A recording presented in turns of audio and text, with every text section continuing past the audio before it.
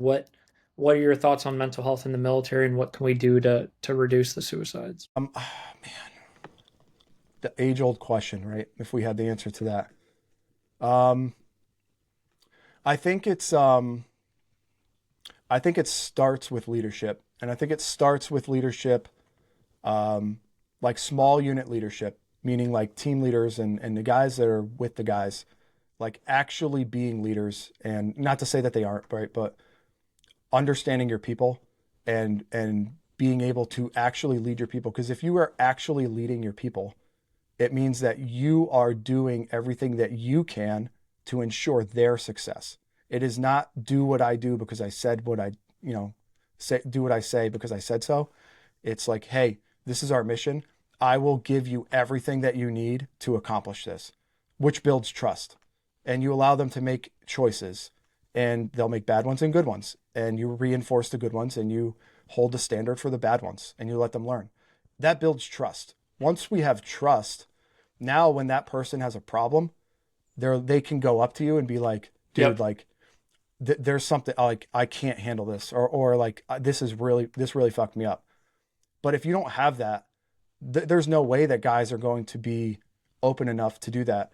And I think the second thing is leadership at the higher level, right? Because just like me in that example where I passed up word about the kid that said he wanted to kill himself, if the higher leadership isn't on the same page and the first thing that they do is send him to p-hop and isolate him in a room, there's no way in hell he's going to say anything to anybody ever again, because he's going to feel like I know what's going to happen, right? So if I think all it is be good leaders, and leadership is not a rank. It is not a thing that you put on your collar. It is a action. It is a verb. It is a task, and anybody can do that.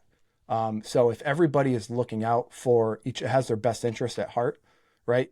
And that includes mission success. It's not to say like troop welfare is more important than mission success, right? But you have that at the lowest level and at the highest level. And that dude reports it to his team leader. He reports it to the platoon sergeant. It gets up to the CO, and they sit down. They're like, dude, this is a squared away dude. What are we going to do for him? And you ask him, like, what can we do to help you? Just like, hey, we got to do this mission. What do I need to do to facilitate your success? It's the same thing. What can I do to facilitate your success through this hard time?